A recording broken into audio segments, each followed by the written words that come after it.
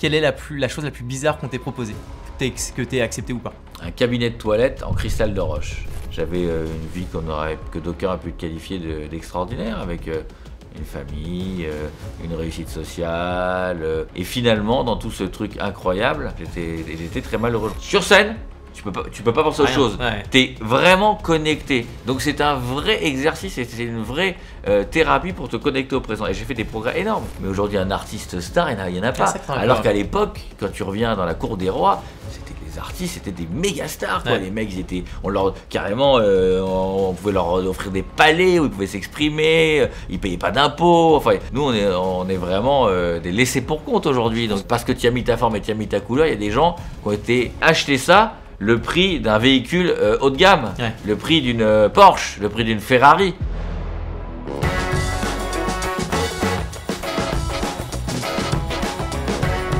Richard, tu es artiste, écrivain, humoriste, t'as plusieurs millions d'abonnés, t'as un parcours de dingue. Moi j'aimerais savoir qui est derrière tous ces chiffres, ce Richard. Ah t'es sûr que tu parles de moi là? Oui. Ah je pensais que c'est une erreur au niveau de... Pourquoi? Bah attends. Tu m'as dit que... Alors qui est cette personne? Écoute, ça ressemble un peu à moi quand j'étais petit. Ouais. Il y a une photo qui est très marrante, c'est cette photo-là. C'était justement un truc très artistique. Il nous avait donné dans la cour, c'était à l'école maternelle rue des Archives. Et on jouait à la récré avec ces cartons. C'était une espèce d'expérience artistique.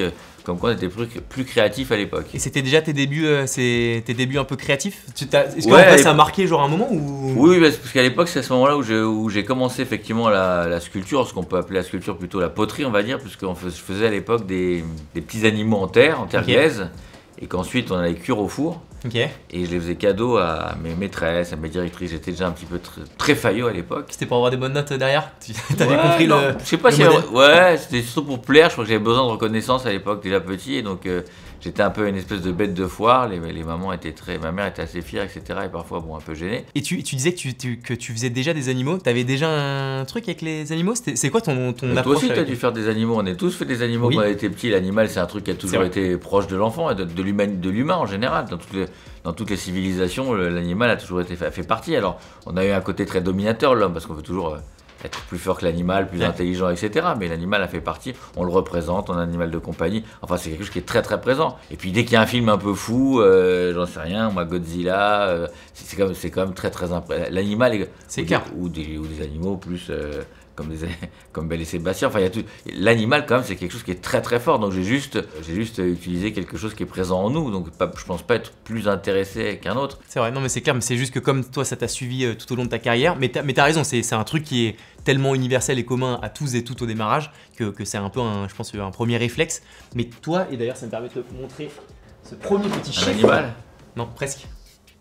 Le chiffre 38 qui a été le moment où tu as commencé ta carrière d'artiste. Peut-être pour redonner un peu de contexte avant ta carrière d'artiste, c'était quoi un peu ton parcours? Qu'est-ce que c'était? Bah écoute, j'ai fait plein de choses. J'ai fait un parcours universitaire, école de commerce. Très tôt, je me suis rendu compte que pour pouvoir mener une carrière artistique, il fallait un peu des ronds pour bouffer chaque jour et que c'était pas payé. Donc la vie de saltimbanque, comme on dit, c'était très compliqué. Moi, j'avais besoin de bouffer. J'avais pas envie de reproduire ce que j'avais vécu de mon expérience en tant qu'enfant. Donc je me suis dit, bah écoute, t'as pas le loisir ou le choix de pouvoir mener cette vie de bohème. Et donc il va falloir un peu de bouger et donc de faire des choses plus traditionnelles. Et donc j'ai mené plein de combats divers et variés dans plein de domaines. T'as entrepris, donc t'avais ce réflexe. Ça a un impact, je pense, dans ta vie après artistique. Qu'est-ce qui fait juste que t'as eu ce déclic au passage à l'art, tu vois? Bah, en réalité, c'est peut-être pas... Je pense que le déclic... Je pense qu'il n'y a pas de déclic en réalité. C'est une fausse image, le déclic. Le déclic, il arrive avec une certaine maturité, avec un chemin que tu as. Parce que pour arriver au déclic, t'imagines le travail qu'il y a à dire, ça n'existe pas comme ça, tout d'un coup, bah en fait non, en fait, je veux dire, le déclic, je pense que c'est une vraie maturité, une maturation, une prise de conscience. Moi, ça a été après des longues années de remise en question, de stress, d'angoisse, de sentiments... d'utiliser mes capacités à 5%, donc d'être vraiment un peu frustré, une frustration et un mal-être. J'avais une vie que d'aucuns a pu qualifier d'extraordinaire, avec une famille, une réussite sociale, qui était le contraire de ce que j'avais avant, puisque moi je suis parti, j'avais rien. Donc des belles voitures, des belles maisons, des maisons de campagne, des belles vacances. Et finalement, dans tout ce truc incroyable, qui pour moi n'était pas du tout, je me réalisais pas. J'étais très malheureux. J'entrais chez moi le soir tard, malheureux, et je me cherchais. Et donc, à un moment, j'ai fait un espèce de burn-out et je me suis dit, bon, bah, what the fuck, quoi. Il faut. T'as envie de changement, de créer une rupture. Faut changer. Alors, faut beaucoup de courage, de cojones aussi, je pense, un petit peu. Parce que j'ai une levée de bouclier, si tu veux, par rapport à cette décision. Tout le monde était contre moi, à part mes enfants, que je dis, que je remercie souvent. Même tes proches, tu sentais pas que t'avais un... Bah non, ils disaient, mais t'es ouf, quoi. C'est quoi ton truc, là? T'as pété un câble ou quoi? T'es déjà bien, pourquoi tu vas bien? Qu'est-ce que tu vas faire? C'est quoi ces conneries? Ça, tu penses pas que c'est le réflexe souvent des proches, pour ça qu'on dit que les pires conseils sont ceux souvent de ta famille, c'est qu'ils te poussent plutôt au confort, au sécuritaire. C'est pour ça que souvent les parents disent prends plutôt le CDI que d'aller prendre le risque entrepreneurial. Ça, c'est un peu un truc universel, tu vois, et c'est, je pense, de l'amour qui est un peu maladroit. Tu vois ce que je veux dire? Alors, c'est une forme d'amour, mais c'est aussi une forme de peur, plus d'amour, de peur aussi de pas laisser. Parce que je pense que quand tu as un enfant, je parlais avec un des amis hier qui sont des gens des très très grosses. À la tête de très grosses multinationales, justement, ils sont embêtés parce qu'ils voient que leurs enfants, et ben justement, ils ont plein d'appétences et de dons artistiques. Ce cas d'usage, je trouve qu'il est plutôt, il est rare, je trouve. Ça aurait plutôt pu être l'inverse. Moi, je vois des potes qui ont des familles où leurs parents sont des grands dirigeants, eux veulent devenir artistes et les parents les rattachent en disant non, non, tu fais comme moi, etc. Je trouve que c'est pas mal de faire l'inverse. Ça, c'est une réflexion que je trouvais incroyable. Et je pense que de toute façon, c'est sûr que les enfants, c'est un terreau, ils grandissent dans un terreau, donc forcément, il y a un tuteur, ils sont formateurs, il n'y peut rien. Exactement. Mais c'est vrai que je pense qu'il y a quelque chose en nous qui nous dit que si à un moment donné, si on l'écoute, on a la vraie solution et en nous on porte la solution. Le problème c'est qu'on est corrompu par des conseils, alors qui peuvent être bienveillants, mais c'est pour ça qu'il ne faut pas toujours les écouter, parce qu'effectivement ce monde est régi par des peurs. Donc c'est pour ça que parfois je vois des gens et ça me fait de la peine parce qu'ils prennent des directions. Je me dis mais tu fais les mauvais choix, tu vois. En fait c'est pas ça, c'est que tu prends des décisions pour des mauvaises raisons. C'est pas les raisons de ton cœur. Et quelque part je crois que ok, il faut avoir une raison, c'est normal parce qu'on va faire tout et n'importe quoi, mais je pense qu'on a encore une fois cette petite voix et on sait de quoi on est capable et la vie en fait c'est magique. Quand tu écoutes les signes, il n'y a jamais de sécurité en réalité, parce que même ceux qui pensent qu'il y a une sécurité, tu vois que souvent 2 mois après, peut-être c'est terminé, c'est fini, etc. Donc en fait je pense qu'il faut écouter les signes et il y a des timings dans la vie et qu'il faut saisir ces moments et vraiment y faire confiance, et en tout cas quand on les voit, je crois qu'il faut vraiment les attraper. Et toi, du coup, quand justement tu reviens à tes 38 ans, tu as tout ce dont tu viens de parler, le contexte, mais tu as quand même un truc où tu es malheureux, tu veux te lancer. Donc, tu avais fait le Crocodile Rouge, la toute première œuvre. Qu'est-ce qui fait que tu dis putain, là, je vais le faire? Et quel a été l'impact quand tu as annoncé que tu allais vendre cette première œuvre, tu vois? Le regard des gens, le regard des autres, le regard des autres artistes. Comment tu as vécu, tu vois, ce changement de cap un peu drastique? Alors, c'est un truc dont je parle beaucoup, parce que j'ai même écrit un livre. J'ai écrit un livre qui s'appelle Pourquoi j'ai cassé les codes. 19,90 € aux éditions Lafon. Le changement, il s'est fait en plusieurs temps. Parce qu'une fois au moment où je décide de tout arrêter, de revenir à l'essentiel, ce que j'avais vraiment envie de faire vraiment, et ben il est là. Après, tu passes. Moi, je suis un profane, je sais, à part mes histoires de poterie, tu vois, faire un moule, un vrai moule, un casting. Donc, je sais pas, donc je m'intéresse, je vais voir des gens. Donc, les gens, en plus, ils te prennent pour un martien, parce que tu veux quoi chez moi, en fait, quelque part. Tu finis par casser toutes ces barrières, arriver à créer ta première œuvre, et puis aller dans une galerie, et tu te dis, bon, bah, c'est cool, j'ai créé mon œuvre, je vais dans une galerie, elle va être vendue, et puis c'est parti, quoi. Et là, ça s'enclenche. C'est parti, mon kiki. Okay. Sauf que c'est pas ça du tout, en réalité. T'arrives, les gens ils t'attendent pas, ou plutôt avec un fusil à pompe, et ils te disent mais qu'est-ce que tu fais là? On se demande si t'es pas en train de venir piquer un truc dans le magasin, quoi. Donc ok. Et je tombe sur après avoir fait plusieurs recherches stratégiques, je tombe sur une galerie qui me dit, qui trouve l'œuvre incroyable, mais il me dit ouais mais toi t'es personne, donc sans vouloir, enfin si il a voulu, mais sans vouloir tout penser, ça peut pas fonctionner, même si on trouve que le projet est sympa. Je me suis servi de mes études, de mon expérience, pour complètement repenser mon process. Je me suis dit, on m'attend pas. J'avais une stratégie, je sais où je voulais être, je voulais faire un partenariat avec un hôtel, je voulais être dans une galerie. Enfin voilà, j'avais toute une stratégie de développement. Et du coup, j'ai mis en place plein de petits assets. Et fallait scaler. Donc du coup, ce que j'ai fait, eh bien, déjà, un des premiers trucs, c'est que j'ai fait du dumping.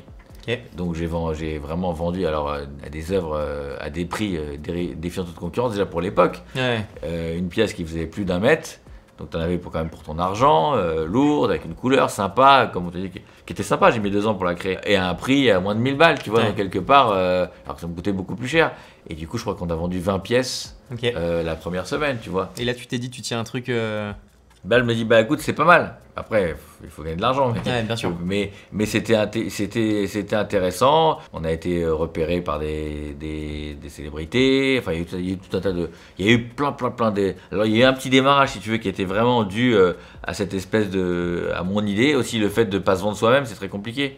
Ouais. Donc, pour des conseils, donc au début, c'est moi qui me suis présenté. Je me suis rendu compte qu'en fait, c'est très compliqué de te vendre. Ouais. C'est beaucoup plus simple de vendre quelqu'un. Moi, je pourrais beaucoup plus facilement parler de toi et t'obtenir quelque chose et dire, bah, attends, ce truc, ce qu'il fait, c'est incroyable, il faut y aller, machin, que si c'est mon podcast, mon truc me dit, ah, j'ai un truc génial, ben viens, tu vas voir, c'est la folie. Bah, en fait, t'es pas crédible. C'est comme ça, l'humain est comme ça. Ça, est-ce que tu penses, enfin, c'est même certain, ton parcours entrepreneurial, ta vision un peu business, elle t'a permis de pouvoir comprendre un peu tout ça. Ce qui est, tu vois, moi, j'ai un de mes meilleurs potes qui est artiste, qui a tellement pas ses codes et ses usages, et je me rends compte que ça rend complexe, tu vois, sa croissance. Et depuis qu'il a un peu saisi et qu'il s'est fait aussi accompagner de la bonne manière et qu'il a eu des moves qui sont clairement, en regardant ce que font les autres, dont toi aussi, clairement, il y a du bon à allier le business et le Mais finalement. c'est une obligation. Mais de ouf. Si tu vends pas. Mais tu sais, j'ai l'impression que l'inconscient des gens, l'inconscient collectif, l'artiste reclus dans un atelier avec les ongles longs, la grande barbe, dans la misère. Ça n'existe plus en plus. Mais ça n'a jamais vraiment existé en vrai.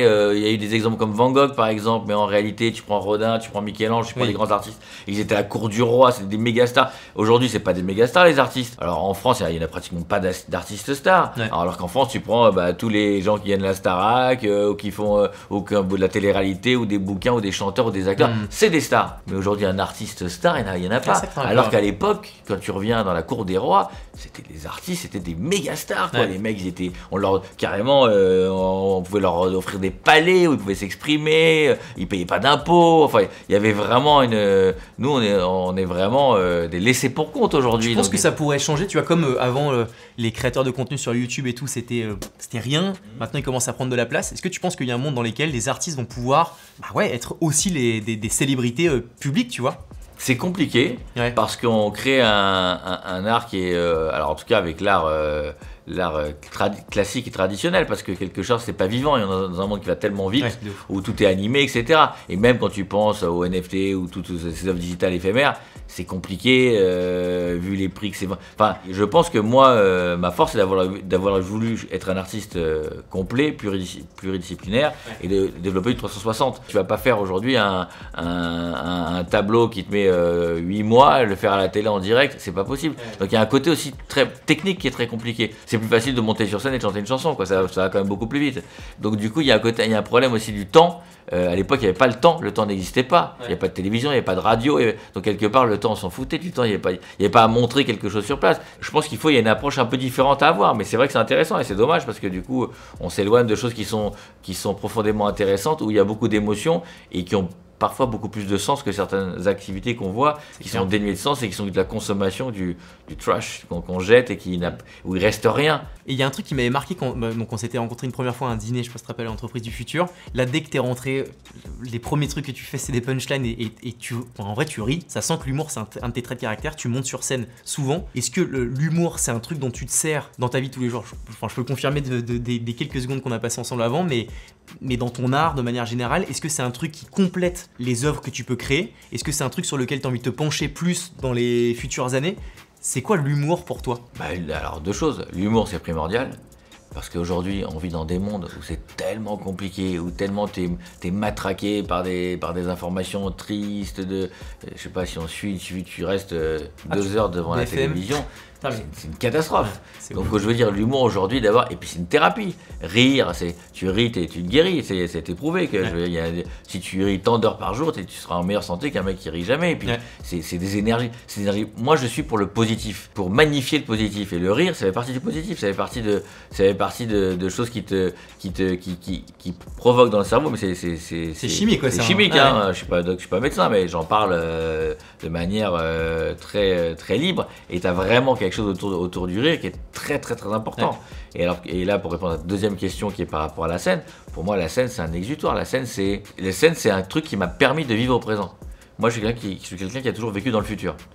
Alors c'est mieux que de vivre dans le passé, Mais c'est quand même problématique parce que quand tu vis dans le futur, bah, tu n'arrives pas à apprécier même les sublimes moments que tu passes. Ouais. J'ai eu de la chance par rapport à d'autres personnes à vivre des choses incroyables que personne n'a vécu. Le problème, c'est que je les vis, et puis 2 secondes après, je me dis, attends, parce que demain j'ai ça à faire, et puis là, et je me remets, mon cerveau se replonge quelque chose. Ce qui fait que même s'il y a un truc incroyable, j'ai fait l'Olympia par exemple, j'ai fait d'autres. T'as porté la flamme olympique. J'ai porté la flamme olympique. Et ça te. Bah, l'émotion, elle dure 2 secondes, et puis si tu veux, après, voilà. C'est quoi la suite? Voilà, mais j'apprends de plus en plus, et la scène, c'est incroyable, parce que la scène, quand tu es on stage, c'est le seul moment dans ta vie où tu ne peux pas être dans un autre moment. Sur scène, tu peux pas penser à autre chose. Ouais. Tu es vraiment connecté. Donc c'est un vrai exercice et c'est une vraie thérapie pour te connecter au présent. Et j'ai fait des progrès énormes. Ça fait 6 ans que je joue, j'ai fait l'Olympia, j'ai fait la Comédie de Paris, j'ai fait des salles. Aujourd'hui, je veux repartir avec un truc plus fort, avec quelque chose de beaucoup plus fort. Donc là, je suis en train de réécrire quelque chose de nouveau, en parlant de moi bien évidemment, en m'inspirant de ce qui se fait parce que j'adore être dans l'air du temps. Parce que comme dans l'art, je crée pour les autres, moi je crée pas pour moi. Ouais.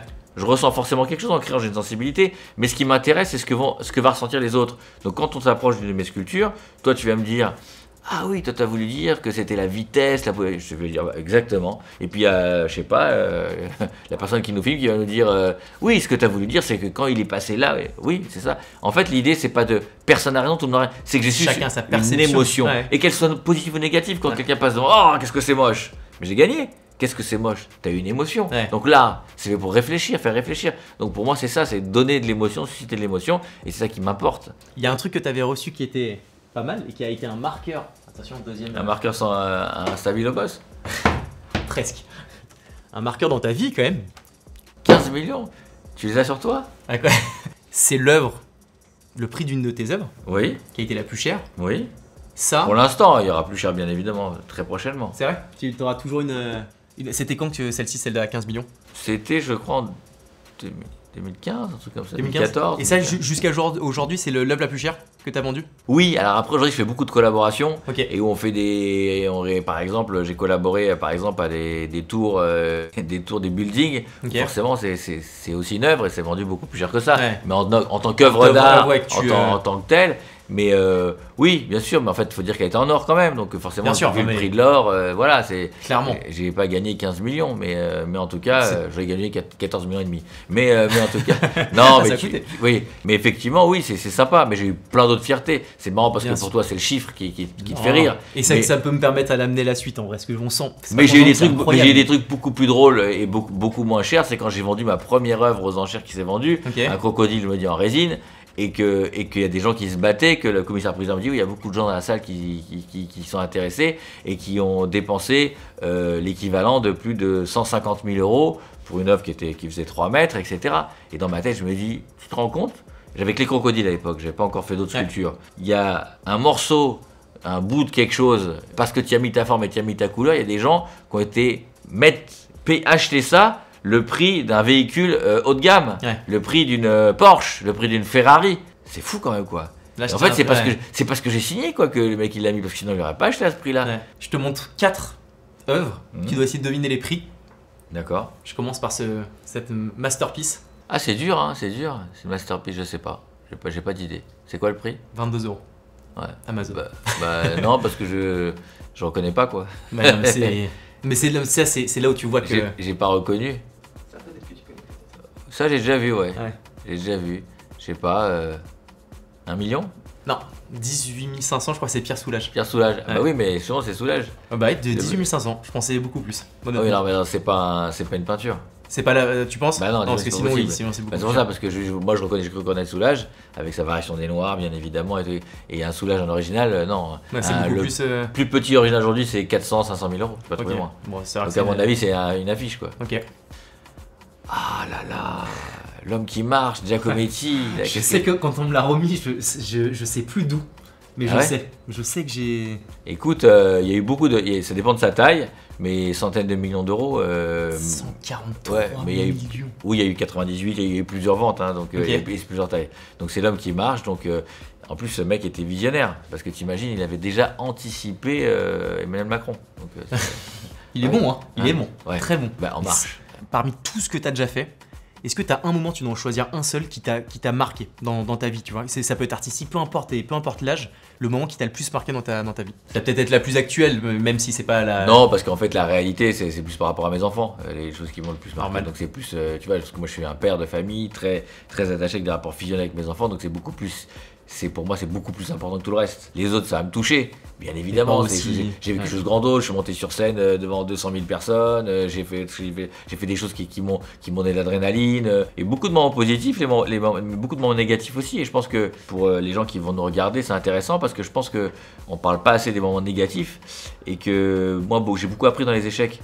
Et qu'en France, on a beaucoup de mal avec l'échec. C'est fou. Et que l'échec, c'est un vrai moteur de succès. T'as des choses, tu vois, que des gens pensent de toi, mais qui n'est pas du tout la réalité, ou l'inverse, tu vois, est-ce que les gens savent que tu es hyper porté famille, hyper parental? Ceux qui me côtoient, oui, mais tu sais, quand t'es un peu dans la lumière, dans le succès, on te prête tous les trucs les plus pourris qui soient. Ça te saoule ça ou pas? Genre le côté fame, t'aimerais continuer ta vie pro avec tous les bons avantages, l'argent, le truc là, mais par contre, t'es un nobody aux yeux des gens pour éviter les dingueries. Est-ce que tu signerais là où t'aimes bien? Non, parce que ça me sert, parce que ça me permet d'avoir des next steps, ça me permet d'être plus bankable, ça me permet de faire plus de rencontres. Quand t'es quelque part, les gens viennent te voir, du coup ils te proposent on propose des trucs. Hier on a fait un autre projet qui était intéressant, on proposait de faire des cartes de crédit pour les malvoyants. Ce qui fait que la carte de crédit, quand les gens voient les trucs, la carte elle parle. 49,90 €. Si t'es malvoyant, tu sais pas, donc tu peux te faire arnaquer. Mais typiquement, si j'avais pas été Richard Ransky, personne ne m'a proposé de faire un partenariat. Donc quelque part, ça sert. Et c'est un côté très vertueux. Donc forcément, c'est un truc qui est important. D'ailleurs, j'en ai peu parlé, t'en as parlé un petit peu, mais t'as beaucoup de causes caritatives et t'es vraiment porté sur les sujets caritatifs. T'as une anecdote marquante là-dessus à partager ou pas? Ouais. Je soutiens plusieurs associations, dont une qui s'occupait à un moment d'aller voir, c'était à Garches je crois, les enfants victimes d'affections diverses et variées. Et donc l'idée c'était de faire des mini-sculptures et des petits dessins pour reproduire mes sculptures en fait, en calque. Et donc il y a un atelier, les enfants ils ont entre 8 et 12 ans on va dire, et on fait plein de dessins et tout, et il se trouve que je tombe sur une petite qui dessine de folie quoi, elle fait un truc de ouf, elle fait des dessins, ça tue sa mère quoi, tu fais un truc vraiment dingue. Je dis, tu sais quoi, tu peux pas en faire 2-3 autres, et je mettrai ton nom et je les publierai dans mon bouquin avec d'autres dessins que j'ai trouvé bien dans toutes mes... Et je l'ai fait d'ailleurs avec pas qu'elle, mais plein de dessins que j'ai récupérés chez des enfants à droite à gauche dans les hôpitaux, à Necker, à Garches, et j'ai publié ça sur plusieurs pages avec les calques et tout, machin, etc. Et la petite elle me dit ah ouais, pas de problème, super, génial et tout et tout. Bon bref, la journée se passe, tout se passe bien. Je rentre le soir et t'as la présidente de l'association qui m'appelle, putain, quelle journée aujourd'hui Richard, incroyable et tout. Ouais, c'était sympa et tout. Elle me dit non mais tu sais la petite là qui dessine bien, elle parlait pas. Non. Ouais. Elle n'avait jamais parlé. Elle parlait pas. Elle parlait pas. Elle avait 10 ans, peut-être qu'elle avait parlé à 2-3 ans, on sait rien, mais elle parlait plus quoi. Je sais pas si elle parlait. Je pense qu'elle parlait plus. C'est pas qu'elle parlait pas, mais elle parlait pas. Ça faisait 4 ans qu'elle parlait pas, ou 5 ans elle parlait pas. Bon, ma fille comme ça, elle parlait pas non plus. Là, c'est des gens, donc elle parlait pas. Sur les sujets autres que caritatifs, parce que on est d'accord que le caritatif, les assos, etc., c'est un truc que tu continues à faire. Ah bah ça ça fait partie. C'est partie de l'ADN de la marque de Orlinski. Bien sûr. Voilà. Et sur le côté plus shiny, plus célébrité, l'anecdote la plus ouf que t'aies vécue, c'était quoi? Il y a eu tellement des anecdotes ouf, mais tellement arrivé de choses improbables, mais je sais, franchement c'est difficile. Alors c'est pas une anecdote, mais qui est assez grisant et un côté un peu fierté de tout ça, c'est que la plupart aujourd'hui des très grosses célébrités internationales, c'est elles qui viennent m'appeler, c'est pas moi qui vais les chercher. Et ça, je trouve ça assez drôle. Parce que, en fait, l'art, quelque part, c'est inaccessible pour eux. Avec l'argent, tu peux tout acheter. Ouais. Tu peux pas t'acheter l'art. Un artiste, c'est pas possible. Ouais. Donc aujourd'hui, par exemple, typiquement Maluma, c'est lui qui m'a contacté, Brother, I Love You Art, etc., qui a demandé mon manager. J'ai eu, il y a pas longtemps, Jason Derulo. Mais j'en ai eu plein. Enfin, même ça me fait rire quand t'as Chantal Goya qui me dit quelle heure que je fais, tu vois. Parce que pour moi, ça représente tout un truc, Chantal Goya, tu vois. Donc c'est ces petits trucs-là, peut-être plus, tu vois, d'avoir ces gens qui viennent vers toi et qui sont fiers, etc. Dernière question sur l'art. Tu penses quoi du futur de l'art avec l'IA, les NFT, les trucs, les machins? Comment tu perçois, et je dis pas en bien, en moins bien, en mal, ou juste comment tu perçois l'avenir de l'art? C'est très simple pour moi, j'ai fait une conférence il y a pas très longtemps sur le sujet. Pour moi, l'intelligence artificielle, c'est un super outil. Le digital, c'est génial, les NFT, c'est génial, les métavers, c'est super, mais tu ne remplaceras jamais le physique. Donc pour moi, si tout ça n'est pas connecté avec du physique, ça n'a aucune valeur. Ouais. Parce qu'il y aura toujours besoin des humains. Tu peux te marier dans le métaverse, tu peux aller chez le médecin dans le métaverse, mais on restera avec, tant qu'on ne sera pas des clones et que Musk n'aura pas trouvé un moyen de nous remplacer, ça va pas tarder. En tout cas nous, en tant qu'humains, avec nos organes vitaux, etc., on sera. Et donc je pense que le physique aujourd'hui a une vraie importance. Quand on se sert par exemple de ChatGPT, nous on s'en sert par exemple pour ou d'un autre moteur d'IA pour par exemple créer une sculpture, ben, ça va aller beaucoup plus vite, ça va donner des idées. Mais t'auras jamais la touch de l'homme. Moi, Bien sûr. Moi, on m'a dit apprends à ChatGPT. Alors, je lui ai appris 20 000 trucs avant. J'ai dit bon, mais apprends. Je lui ai appris. Ben, il t'apprend, mais à la finale, quand il te connaît par cœur, il te sort quand même des conneries. Enfin, Ouais, je veux dire, bien sûr, tu ça peux reste, pas. Tu pourras jamais remplacer ça. Ça, tu remplaces ça, tu remplaceras pas.